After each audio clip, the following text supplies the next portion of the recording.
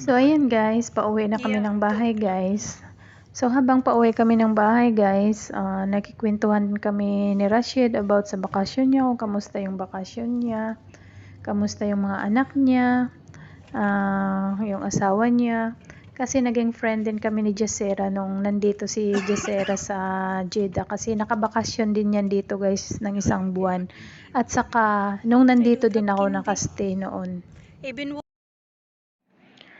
Ano din guys, kaya din siya umuwi dahil nagkasakit yung tatay niya. Sa isang taon kaya 2 beses na to umuwi. Kasi nag-alala din siya sa tatay niya kasi ano din, nakahiga na lang, nagkasakit.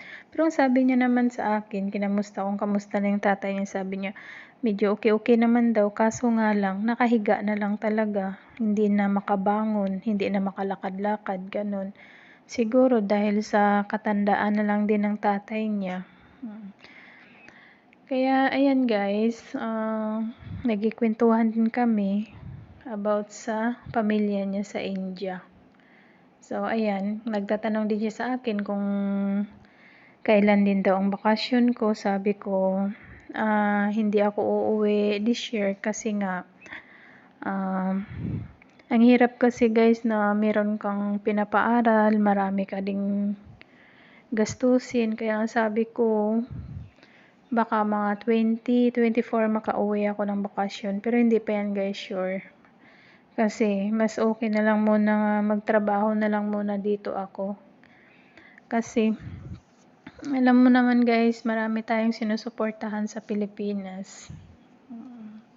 Ganon din naman siya guys, marami din siyang sinusuportahan din kasi although may mga kapatid din siya dito sa Jeddah, nagbibigay naman daw pero hindi daw sapat.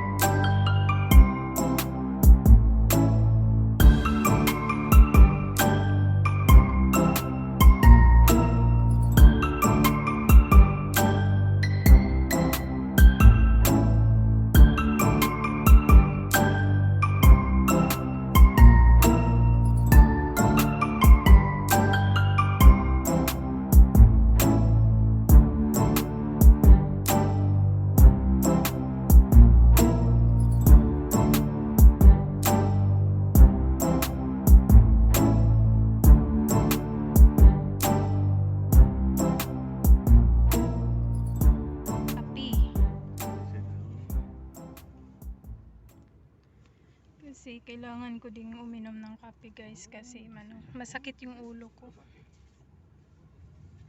Alam mo bang nasanay na naman ako sa kape guys. I put there. Then you're eating and then walk it there, okay? Very man. Okay.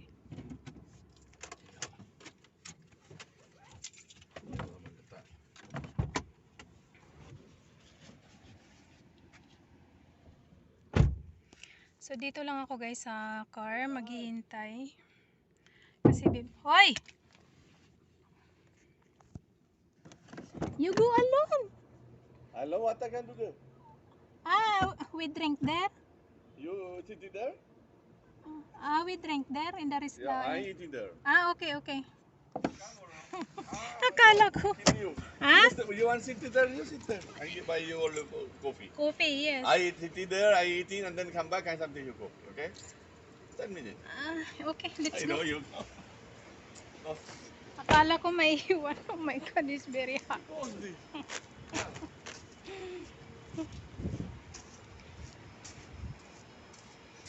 Ang init. Akala ko maiwan lang ako sa sakyan, hindi pala. Ha? Did you lock the car?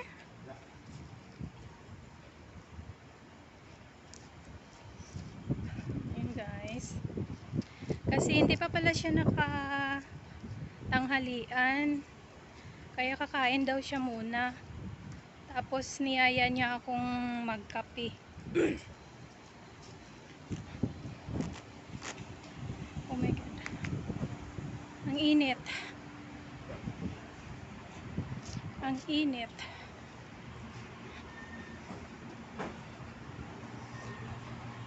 Dito na guys. Dito. So ayan guys, sumama na lang ako kay Rashid dito sa restaurant kasi nga gutom daw siya, gusto niya daw kumain kasi wala pa daw siyang tanghalian. Then ako naman gusto ko din naman guys magkape kahit hindi na ako kakain kasi nga busog naman ako doon sa airplane. Kasi may lunch din naman doon sa airplane kasi ang lahat ng pagkain doon na binigay sa akin kanina inubos ko din pati tinapay. Kaya busog ako ngayon. Ang gusto ko lang magkape. Kaso nga lang, wala silang kape dito. Yung in-order ko na lang ay tea. Tapos, ganun din ang in-order niya, tea at saka yung onion. Yung onion guys na may flour. Tapos pinarito. Kaso nga lang maanghang. Then guys, dahil maraming tao sa restaurant, puro lalaki kasi guys ang nasa loob. Ako lang yung isang babae doon. Sabi ko kay Rashid, lalabas na lang ako doon na lang ako maghintay sa kanya sa labas. Sabi niya sobrang init. Sabi ko okay lang, sanay naman ako sa init. So guys, dyan guys, tagaktak na yung pawis ko. Tapos nakaabaya pa ako. Naghihintay ako sa kanya. Naghihintay ako dyan sa kanya sa labas. Habang makatapos siya sa pagkain. Kasi nahiya talaga ako guys sa loob. Then guys, saglit lang naman doon si Rashid sa ang ininom ko lang restaurant. naman ay Hindi tea. naman ako, Tapos yun, bumili hindi si naman Rashid matagal ng yung paghihintay ko sa yung- kanya. Ayan. Yung parang kakanin din, So, pero masarap siya. kasi gutom na daw siya, hindi daw siya Ang nakapagtanghalian. lahat nakatingin sa akin. Nagandahan siguro. Rashid, I'm shy. Welcome to Jeddah.